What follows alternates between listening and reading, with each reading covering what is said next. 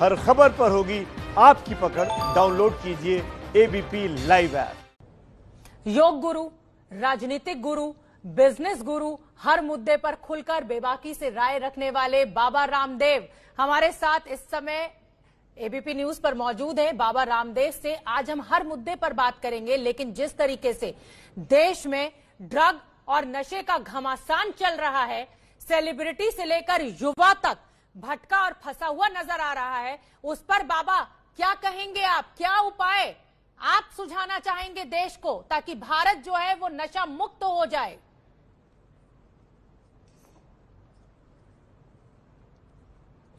रोग मुक्ति और नशा मुक्ति का एक ही मंत्र है शोभना जी। सुबह सुबह योग कर लेंगे तो प्रोलैक्टिन, कार्टिसोल, एसीटीएच, एड्रेनालिन, ये जो स्ट्रेस हार्मोन है ये डाउन चले जाएंगे। इंडोर्फिन, इनकैफेलिन, सेरोटोनिन, डोपामिन, अच्छे हार्मोन्स बढ़ जाएंगे।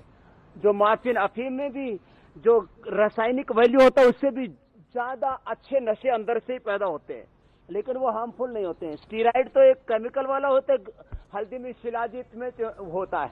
तो अच्छी चीजें अपने अंदर से पैदा करें योग से। सुबह उठ करके सूर्य नमस्कार करें, सुबह उठ करके प्राणायाम करें, आसन करें, भस्त्रिका।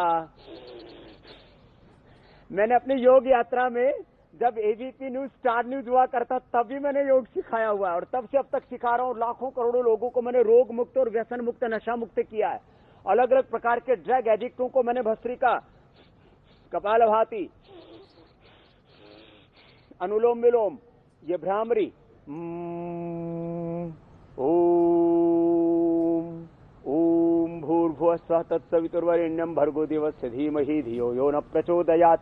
तो योग से रोग मुक्त और व्यसन मुक्त जीवन हो जाता है शोभना जी, और व्यक्ति सच में शोभायमान हो जाता है। आज जो हो रहा है, इसने तो बड़े बड़े ब्रांडों की बैंड बजा दिया, बंटाधार कर दिया अपने अपने ब्रांडों का। कैसे लोग उनके ऊपर विश्वास करेंगे? कौन उनको अपना रोल मॉडल, आइकॉन मानेगा? एबीपी न्यूज ने जो पूरे सबके कारनामे दिखाए हैं कि कैसे कैसे ड्रग का पूरा चक्रव्यूह है, इससे बाहर निकालना पड़ेगा। उन सेलिब्रिटीज को, देश के युवा उनसे क्या सीखेंगे? कहां लेके जा रहे हैं हम देश को शोभना जी? बाबा, लगभग 2 दशक का समय हो चुका है, आप लगातार युवा पीढ़ी को योग के फायदे समझा रहे हैं, नशा मुक्त भारत अभियान आप लगातार चलाते रहे हैं। मैं आपसे समझना चाहूंगी कि अचानक बॉलीवुड की कई अभिनेत्रियों ने आपके साथ मंच तो साझा किया, योग करती हुई तो नजर आई, लेकिन असल जीवन में वो नशे की चपेट में भी नजर आ रही हैं। क्या वजह आप देख रहे हैं कि युवा पीढ़ी इस तरह से नशे की कैद में जा रही है?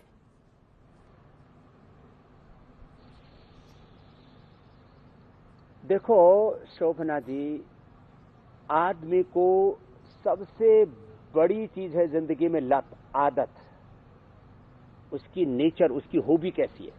तो दरअसल लोग ना ये कभी कभी योग करते हैं मतलब सेलिब्रेशन के लिए। डेली यदि रूटीन लाइफ में प्राणायाम करते रहे, जैसे हेमा मालिनी जी डेली योग करती हैं, आधा आधा घंटा वो कपालभाति, अनुलोम विलोम करते हैं, अभी भी अच्छे से डांस करते हैं, कोई नशा नहीं करती है। और भी बहुत से लोग हैं, मैंने तो अमित जी को भी योग सिखाया हुआ है। मैंने तो कौन बचा है इस फिल्म इंडस्ट्री में, लगभग मैक्सिमम लोगों को, लेकिन उसमें कुछ ने उसको पूरा अपनाया। मैं कहता हूं आदमी सुबह उठ करके एक बार प्राणायाम कर लेगा, ओंकार ध्यान कर लेगा। और जो यंगस्टर्स हैं आज जो है, जिनको आप दिखा रहे हो अपने टीवी चैनल्स पर, चाहे वो श्रद्धा है, चाहे वो सारा है, चाहे वो दीपिका पादुकोण है, मैं तो कहता हूं उनको सुबह सुबह सबको उल्टा लटका दो। अब कुछ कहते हैं इनको तो फांसी पे लटका दो। भाई फांसी पे मत लटकाओ, अपने देश के बच्चे, थोड़ा दया करो, रहम करो। इनको सुबह सुबह उल्टा लटकाओ, इनको शीर्षासन कराओ, इनको सर्वांगासन कराओ।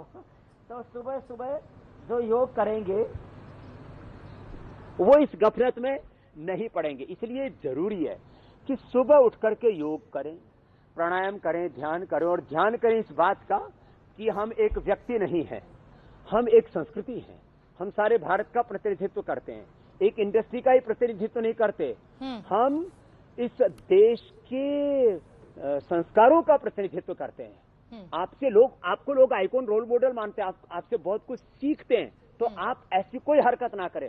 मैं तो रोज कहता हूं सुबह उठ करके सोचो मैं एक व्यक्ति नहीं, मैं ईश्वर की संतान हूं, मैं भगवान का प्रतिनिधि हूं, भारत माता का प्रतिनिधि हूं, मैं मानवता का प्रतिनिधि हूं, सच्चरित्रता पवित्रता का प्रतिनिधि। ये बात सोचनी चाहिए अपने दिल में। शोभना जी जो सुबह उठ करके योग करेगा, ऐसी बात सोचेगा, वो किसी दुर्विचार में, किसी दुर्भावना में, किसी दुष्कर्म में, वो किसी ड्रग में, दुराचार व्यभिचार में फंसेगा ही नहीं।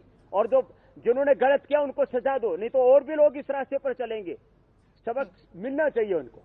बाबा, मैं आप सजा देने की बात कर रहे हैं, बड़ी बड़ी अभिनेत्रियों का नाम भी आपने लिया, लेकिन अब इसको आप चाहे तर्क कह लीजिए, चाहे आप इसको जो भी चाहे वो कह लीजिए, ये कहा जाता है कि जब कुंभ में जो तमाम साधु एकत्रित होते हैं, जब वहां पे चिलम पी जाती है, या त्योहारों में जिस तरीके से भांग का सेवन, खुलेआम भांग खाई जाती है, उसको तो कानूनी माना जाता है। लेकिन अब बॉलीवुड में या युवा पीढ़ी में ये जो ड्रग की समस्या निकल कर आ रही है, इसको आप गैर कानूनी कह रहे हैं।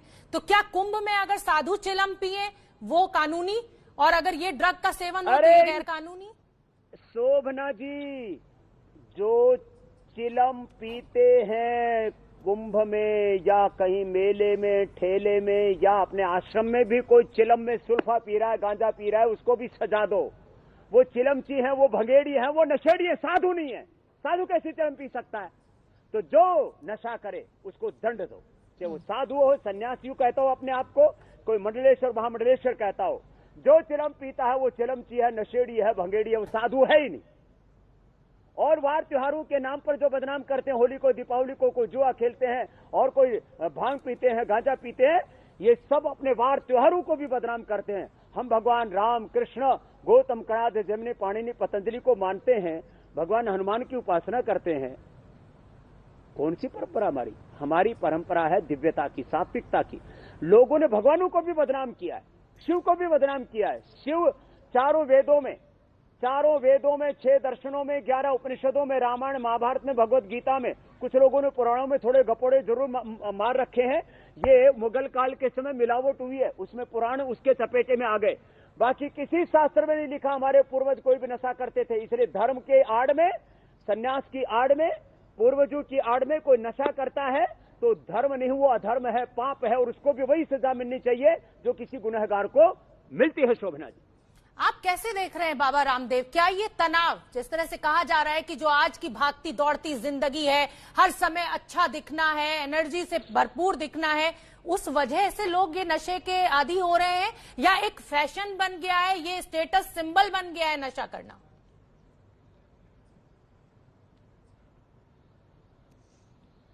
अरे एनर्जी में रहने के लिए नशा करने की जरूरत है? नशेड़ी तो पड़ जाएगा। एनर्जी में तो बाबा रामदेव रहता है। देखो अभी तुम्हारे सामने अभी बैठा हुआ था, अभी देखो 1 सेकंड के अंदर अपना बैलेंस किया है उल्टा हो गया। तो मेरे अंदर कोई, अभी भी मैं सुबह से योग करने में लगा हूं, अभी भी 100 डिप्स लगा दूंगा, 500 लगा दूंगा, ऐसे। ये है एनर्जी। मैं कोई नशा नहीं करता हूं, मैं योग का नशा करता हूं। प्रोलैक्टिन, कार्टिसोल, एसीटीएस डाउन चले जाते हैं, एड्रेनलिन, एंडोर्फिन, इनकैफिन, डोपामिन, ओहो अच्छे हार्मोन्स बढ़ जाते हैं। सुबह उठ करके आंवला एलोवेरा पीता हूँ, गिलोय पीता हूँ, और कभी कुछ ज्यादा गड़बड़ हो जाए खाने पीने में, समय से ना हो पाए तो अनार ले लेता हूँ, सेब ले लेता हूँ, मौसमी ले लेता हूँ। और ये विनेगर, ये चीजें पियो, ज्यादा पीनी भी है। किसी का लीवर खराब हो गया हो नशा कर करके तो विनेगर पी लो। एप्पल का, जिनको डायबिटीज है, जामुन का, या असवरिष्ट है, अश्वगंधारिष्ट, अर्जुनारिष्ट, हार्ट कमजोर हो गया दारू पी के तो अर्जुनारिष्ट पी लो। लीवर कमजोर हो गया है तो अव्यारिष्ट P low, कुमारियासु P low, लोहासु P low, आसावरिष्ट। ये तो औषधियां हैं। ये कोई औषधियां जो बकवास चल रही है पूरी मुंबई में, तो ये चीजें हैं पीने की।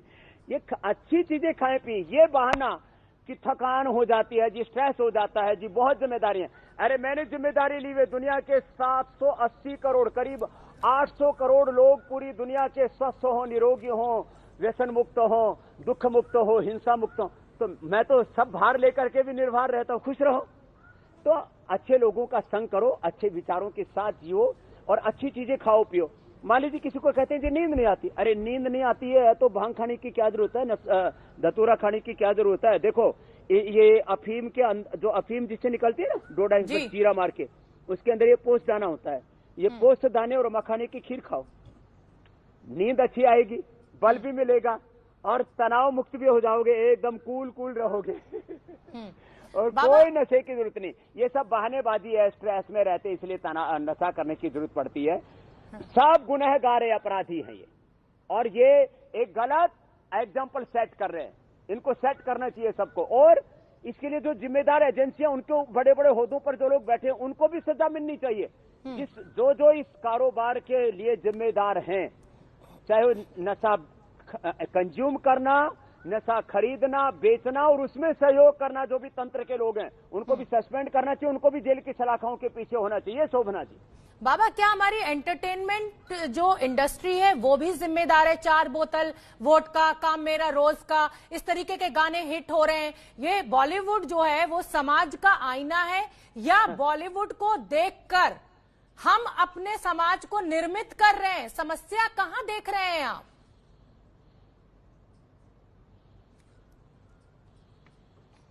शोभना जी, देखो, शोभा की बात तो यह है, आदर्शों की बात तो यह है कि जो भी गाने बनते, दम लगा दम, मैंने तो सुने भी नहीं है, जो एक आधी बार अब आप लोगों की खबर देखते देखते बीच में कोई ना कोई चल जाता है तो ये जैसे अभी फिल्मों के अंदर दारू पीना, फिल्मों के अंदर सिगरेट पीना, इसके ऊपर प्रतिबंध लग गया है, ऐसे ही ये जो गाने हैं, मैं अश्लीलता की क्या परिभाषा है?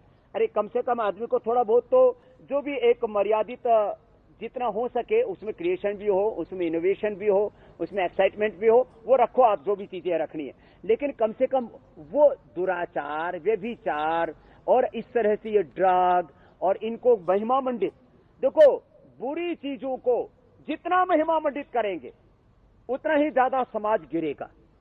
मैं भी महिमा मंडित करता हूं, योग को करता हूं, आयुर्वेद को करता हूं, स्वदेशी को करता हूं, आत्मनिर्भरता को करता हूं, सच्चरित्रता पवित्रता को महिमा मंडित करता हूं, सद्गुणों को महिमा मंडित करता हूं, और मैं भी योग और उद्योग के बल पर, पुरुषार्थ के बल पर आगे बढ़ाऊं, खुश रहता हूं। योग के वर्ल्ड में मैं भी वर्ल्ड सेलिब्रिटी हूं।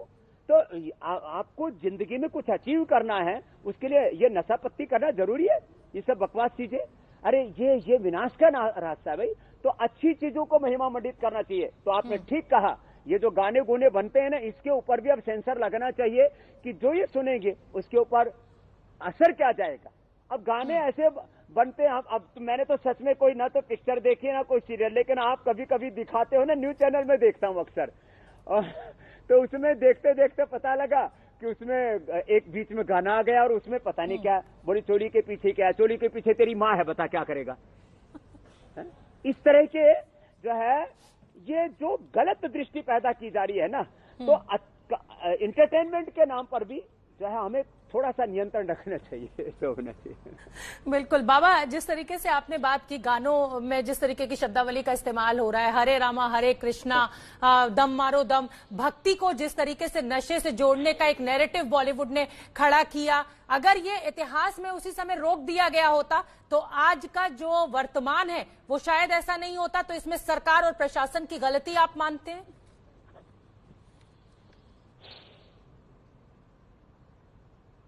सरकार प्रशासन की भी गलती और समाज की भी गलती है। ऐसे लोगों को देखते क्यों है जिनका 2 कौड़ी का चरित्र नहीं है? नचाइए गवाइए, अच्छे वालों को देख लो, लेकिन जिनका 2 कौड़ी का चरित्र नहीं, उनको आप अपने सुपरस्टार बनाते क्यों है? समाज की भी गलती है इसके अंदर। और नशे के नाम पर नैरेटिव की आप बात करो, ये नशे का नैरेटिव आया कहां से? अरे सन्यासी योगी स्वामी रामदेव है, पतंजलि योग पीठ में आने वाला भी कोई नशा नहीं कर सकता। यहाँ कोई घुस करके भी यदि चोरी से भी कोई बीड़ी सिगरेट पी ले तो 1000 रुपए का दंड देते हैं हम यहाँ, और हम देश के कानून को मानते हैं, लेकिन पतंजलि योग पीठ में ये कानून चलता है। और कोई बियर पी ले तो 5000 का जुर्माना, और वो 2 बार पी ले तो 10,000 का जुर्माना। यूनिवर्सिटी का बच्चा पी ले तो तुरंत उसको निष्कासित करते हैं। ये हमने व्यवस्था बनाई हुई है अपने घरों में, परिवार में, समाज में। हमें ऐसे एक नशा मुक्ति का आंदोलन चलाना चाहिए। अब तो ये बकवास कर रहे हैं, बोले बीड़ी सिगरेट और शराब की तरह इस देश के अंदर ये सुल्फा, गांजा, भांग, धतूरा, अफीम सब खाने की अनुमति दे दो। धत तेरे की, धिक्कार है ऐसे लोगों को, उनके बौद्धिक दिवालियापन के शिकार हो गए वो इंटेलेक्चुअल बैंक करेंसी के और वो इंटेलेक्चुअल टेररिज्म के शिकार हो चुके हैं ऐसे लोगों को। हमें ऐसे लोगों का बहिष्कार करना पड़ेगा शोभना जी, तब ये देश बचेगा। मैंने गुस्से में नहीं कहा है, प्यार से कहा, बड़ा दुख होता है। हम किस देश के वासी हैं? हम उस देश के वासी हैं जिस देश में गंगा बहते, राम और कृष्ण की धरती के लोग, ऋषिमुनियों की धरती के लोग। ऋषि पुत्र शाम को होते होते शीशी पुत्र हो जाते, शीशी मुंह में डालते। अब तेरे की ये कोई काम हुआ? बहुत शर्म आती है। एक तरफ हम जय सिया राम, आप हरे कृष्ण, दूसरी तरफ ये गुटखा, मसाला, पान, पराग, फनाना, ये मैं तो इनका भी विरोधी हूँ। मैं तो चाय और कॉफी भी नहीं बहुत पीता रेवेन्यू हूँ। आता ये है अभी ना बात बाबा, कर रहे हैं कि सारे खोल दो, गुटखा, तंबाकू, इनके लिए शराब। आपने देखा ना कि लॉकडाउन लॉकडाउन के चलते अगर सबसे पहले किसी चीज में छूट दी गई तो वो एक्साइज में दी गई, शराब की बिक्री पे दी गई, तो रेवेन्यू आता है ना सरकार को। तो सिर्फ समाज को जिम्मेदार ठहराना, क्या प्रशासन जिम्मेदार नहीं है? क्या सरकार जिम्मेदार नहीं है जो पैसे के लिए इस तरीके से समाज को धकेल रही है? सरकार भी जिम्मेदार है। देखो, दोनों तरफ से चलना पड़ेगा शोभना जी। यदि समाज पिएगा नहीं तो पिला के दिखाओ ना। कोई स्वामी रामदेव को कोई एक बूंद पिला के दिखाओ कि स्वामी रामदेव आपको जो है राष्ट्रपति प्रधानमंत्री मोदी जी की जगह आपको ही बैठा देंगे, आप एक घूंट दारू पी लो, एक बूंद आप जो है ना वो कौन से सुल्फा, गांजा, भांग, धतूरा, कौन से नाम देते हो आप इनको, अफीम, बोले एक बूंद अफीम जी पर रख लो, मैं धरती का साम्राज्य मिले तो ये काम नहीं को। अरे नरेंद्र मोदी देश के प्रधानमंत्री है, दुनिया के राष्ट्राध्यक्ष वहां आते हैं, वहां एक बूंद दारू नहीं मिलती, एक कोई वहां टुकड़ा कोई मांस का नहीं मिलता। तो उन्होंने कुछ आदर्श तो कायम किए है। बाकी पूरे देश से ये बाकी नशे भी कम हो जाए तो और अच्छी बात है। बाकी इन बड़े बड़े नशों से तो बचाओ। कहां लेकर के जा रहे हैं? इंसान धरती पर भगवान की सर्वश्रेष्ठ रचना है और उसमें सबसे बड़ी चीज है दिमाग। ये सबसे पहले दिमाग खराब करता है, दिमाग को ठप कर देता है अंदर जाते ही। ताकत कहाँ आती है? आदमी को पागल बना देता है नशा तो। अरे ताकत तो योग में है, ताकत तो आयुर्वेद में है। शिलाजीत खाओ, देखो शिलाजीत हमारे पास, ये शिलाजीत लो, च्यवनप्राश खाओ, च्यवनप्राश खाओ, शिलाजीत खाओ, अच्छी अच्छी चीजें खाओ, गिलोय खाओ, ये अच्छी अच्छी चीजें खाओ। क्या ये गंदगी खाने में लगे कूड़ा कचरा, इनसे क्या ताकत मिलती है? ताकत देखो, मैं तुम्हारे सामने बैठा हूं, 50 पार करके 100 साल तक ऐसे ही रहने वाला हूं। योग की ताकत है, आयुर्वेद की ताकत है, अच्छी चीजों के खान पान की ताकत है, अच्छे विचारों की ताकत है। जैसे हमारे विचार होंगे वैसे हमारा संसार होगा। इसलिए आहार, विचार, वाणी, व्यवहार, स्वभाव और जीवन में सच्चरित्रता, पवित्रता होनी चाहिए। यही असली संस्कार है। बाकी तो धर्म के नाम पर सारा ढकोसला है, भ्रम है, धोखा। बाबा, ये भी कहा जा रहा है कि इस पूरे मामले को लेकर सियासत हो रही है। सुशांत सिंह की मौत से ये पूरा मामला उठा और आगे बढ़ते बढ़ते अब ये जाकर ड्रग पर केंद्रित हो गया। पहला आरोप तो ये कि सुशांत का जो असली मामला था, हत्या या आत्महत्या, वो तो कहीं पीछे छूट गया। दूसरा जो बड़ा आरोप है वो ये है कि एक खास तबके को टारगेट किया जा रहा है, उनको इस पूरी तफ्तीश के बहाने निशाने पर लिया जा रहा है। क्या इससे सहमत हैं आप?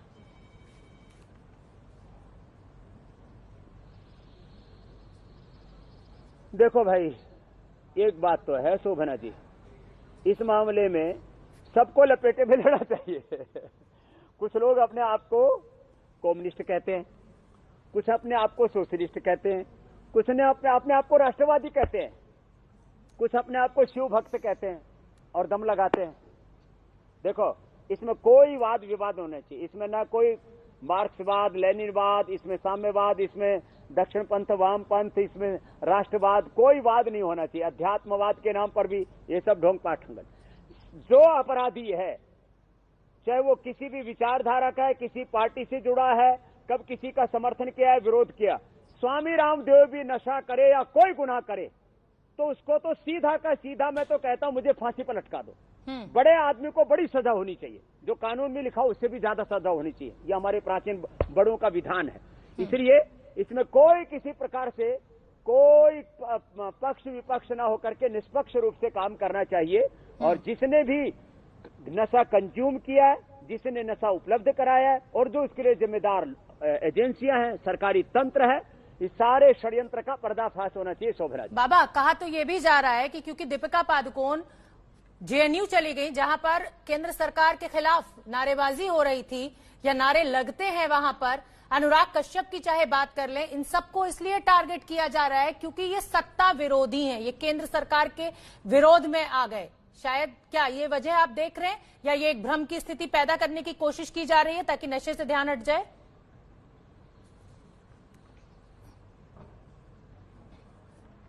अरे जेहनुम में जाए, कोई जहनुम में जाए, कोई स्वर्ग में जाए, कोई नरक में जाए, भाई कहां कौन जा रहा है, कहां आ रहा है। अरे अपना काम तो अच्छा रखो ना, अपना आचरण अच्छा रखो। हमने आंदोलन किए हैं, सरकार के पक्ष में भी विपक्ष में भी, सब जगह रहे। मैं एक ही बात कहता हूं, भगवान के विधान को और देश के संविधान को, कानून को कभी मत तोड़ो, फिर तुम्हारा कोई बाल बाका नहीं कर सकता। लाख कोई तुम्हारी कोशिश कर ले। मेरे ऊपर कोई केस करके दिखाया ना, किया मेरे ऊपर भी सीबीआई केस हुआ, सैकड़ों FIR मेरे ऊपर हुई है शोभना जी, करोड़ों रुपए।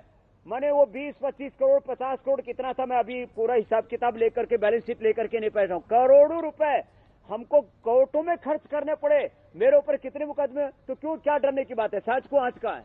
अरे अग्नि परीक्षा जब माता सीता ने भी दी, कोई नहीं डरी, तो क्यों डरते हैं, क्यों बकवास करते हैं। यदि कोई भी निर्दोष है, मैं किसी का नाम, मैं ये नहीं कह रहा हूं कि दीपिका पादुकोण सदोष है या निर्दोष है। बात किसी व्यक्ति की है ही नहीं, बात होनी चाहिए मुद्दे की, और मुद्दे पर रहना चाहिए। चाहे वो रिया और सुशांत का मुद्दा हो, चाहे वो ड्रग्स का मुद्दा हो, अभी आगे भी बात जाएगी। अरे इससे आगे भी मुद्दे हैं, वंशवाद का भी मुद्दा है।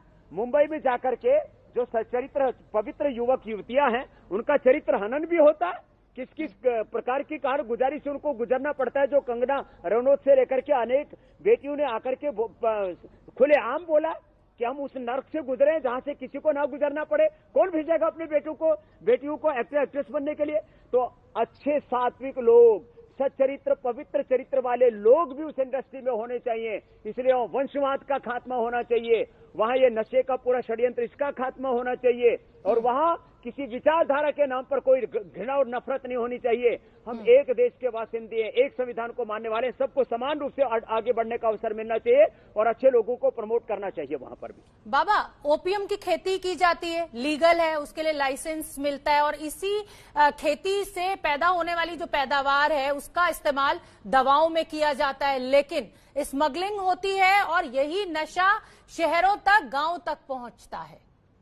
इसमें एक CBD ऑयल का जिक्र बहुत आ रहा है, उसके बारे में ये कहा जा रहा है कि वो रिलैक्सेंट होता है, वो एक दवा की तरह उसका इस्तेमाल होता है, वो नशा नहीं है। क्या कहेंगे आप?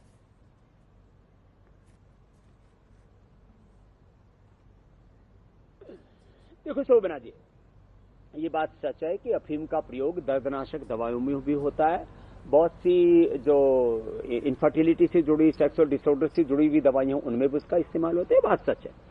और भांग का भी, और ये जो भांग का ही भाई है, वो क्या दूसरा क्या बोलते हैं, गांजा। एक मेल है, एक फीमेल है, मेल फीमेल का चक्कर है ये। तो औषधि के तौर पर आयुर्वेद में भी और एलोपैथ में भी दवाओं के तौर पर इनका प्रयोग होता आया है। तो दवाओं को तो अनुमति दे रखी है ना सरकार ने, और उसके मंत्रालय हैं, उसके लिए नियामक कानून बने हुए हैं। हाँ, जो आपने बोला कि इनकी जो है ब्लैकमेलिंग होती है, ब्लैक मार्केट है बहुत बड़ा, और फिर इसके द्वारा क्या क्या उल्टे पुल्टे काम होते हैं, और दुनिया में जितने भी अपराध होते हैं नशे की स्थिति में भी होते हैं। तो देखो, बीमारी एक अलग स्थिति है, और इसको ये कह देना कि बस ये तो दवाओं में प्रयोग होता है इसलिए इसका सब जगह इस्तेमाल होना चाहिए। दवा में तो जो कोबरा भी सांप होता है ना, उसका विष भी प्रयोग होता है। तो आप सब जगह सांपों से कटवाओगे हिंदुस्तानियों को कि सब जगह ये नाग छोड़ दो, जिसको भी काटे, अच्छी बात है, दवाई है उसमें। तो अरे वो दवा है, वो बहुत थोड़ी मात्रा में लिया जाता है। कोबरा खाएगा मर जाएगा आदमी। तो सब जगह नशे के ऊपर पाबंदी हटा लेना ऐसा है कि जैसे पूरे देश के अंदर कोबरा छोड़ देना। तो बाबा एक छोटा सा जवाब आपसे चाहूंगी कि अब इस नशा मुक्ति के लिए, कि भारत जो है वो नशा मुक्त देश बने, उसके लिए बाबा रामदेव क्या प्रयास करने वाले, क्या मुहिम छेड़ने वाले?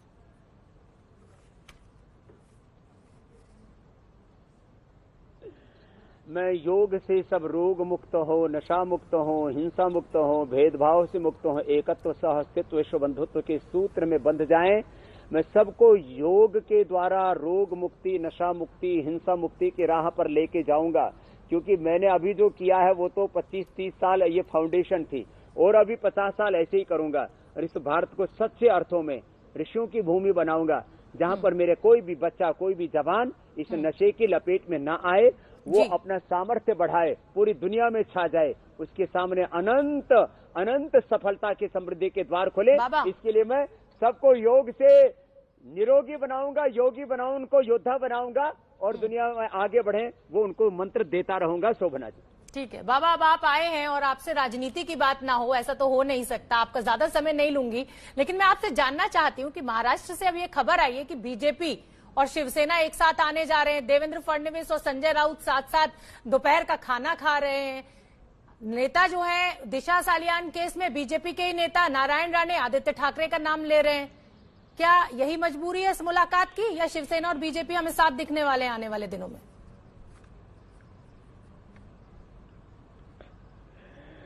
देखो मैं तो योगी आदमी हूँ, जोड़ने में विश्वास रखता हूँ, तो कोई बात नहीं। जो है दादा मरा पोता पैदा होगा, कुण बाजू का तू तो एक एनडीए से पिछड़ा, एक एनडीए में आ गया, जुड़ो भाई, मिलजुल के आगे बढ़ो तो योग हो रहा है तो होने दो, अच्छी बात है। मिलने में क्या दिक्कत है, टूटने में दिक्कत है। नफरत की फितरत, मैं तो तोड़ने वाली प्रक्रिया से दुखी हूँ। तो टूटेंगे ना बाबा, कांग्रेस और एनसीपी से तो टूटना पड़ेगा ना बाबा, कांग्रेस और एनसीपी से तो टूटना पड़ेगा, तभी तो जुड़ेगा। अरे एक अगली बात सुनो, अरे अगला स्टेटमेंट तो सुन लो मेरी बहन शोभना यादव जी, कि ये एनडीए के अंदर यूपीए को भी मिला दो और जिसकी जितनी सीट है उसके अनुसार सबको मंत्रालय दे दो। पार्टी पॉलिटिक्स खत्म, सिंगल पार्टी राज कर दो। जो जितना जीत के आए उसको उसके जीत के अकॉर्डिंग उसको मंत्रालय दे दो और सब मिलजुल के देश चलाओ। फालतू मेरे एक दूसरे को गालियां देते रहते हैं। चलिए बाबा, एक जल्दी से एक आसन करके दिखा दीजिए जिससे जो लोग नशे के आदी हैं वो उसको छोड़ने में आसानी हो। राजनीति तो होती रहेगी बाबा, एक जल्दी से एक छोटा सा आसन दिखा दीजिए जिससे नशा मुक्ति हो जाए। देखो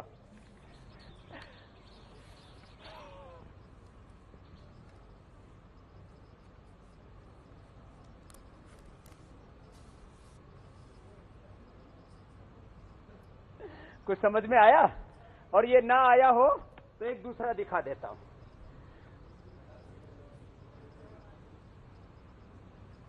बाबा कोई आसान योग बताइए ना, इतना मुश्किल तो हो ही नहीं पाएगा, युवा पीढ़ी तो बिल्कुल नहीं कर पाएगी, कुछ आसान सा तरीका बता दीजिए बाबा। अरे ये तो युवाओं वाला बताया था, बुढ़ाओं वाला ही बता देता हूं, ये बुढ़ू वाला है, इससे दिमाग ठीक रहेगा। नाक में नकेल डलेगी ना तो दिमाग ठीक रहेगा। अनुलोम विलोम, यह है सरल वाला, सब अनुलोम विलोम करो। ठीक बाबा, बाबा वो गीत भी तो गा दीजिए, नशा मुक्ति वाला। मुक्त रहो बाबा, नशा मुक्ति वाला गीत भी तो गा दीजिए, संदेश भी तो पहुंचना जरूरी है देश तक, कैसे नशा मुक्त भारत बनेगा।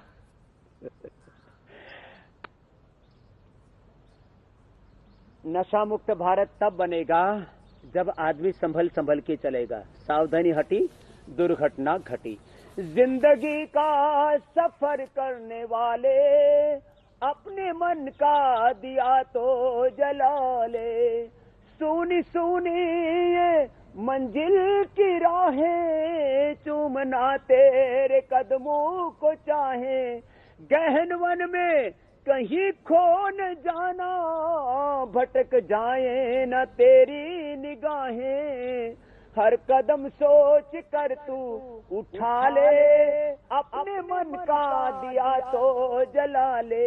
रात लंबी है गहरा अंधेरा, कौन जाने कहाँ हो सवेरा, तू है अनजान मंजिल का राही, चलते रहना ही है काम तेरा, रोशनी से डगर जगमगा ले, अपने मन का दिया तो जला ले। जिंदगी का सफर करने वाले अपने मन का दिया तो जला ले। तो योग से अंतर ज्योत जलेगी, बहुत बहुत धन्यवाद बाबा, तो सारा अंधेरा छट बहुत बहुत धन्यवाद बाबा, बहुत बहुत प्रणाम आपको। आपने एबीपी न्यूज के लिए समय निकाला और देश को आपने योग सिखाया कि नशा मुक्ति कैसे होगी, क्या कुछ खाएं और कैसे योग को अपनाएं। बहुत बहुत धन्यवाद बाबा।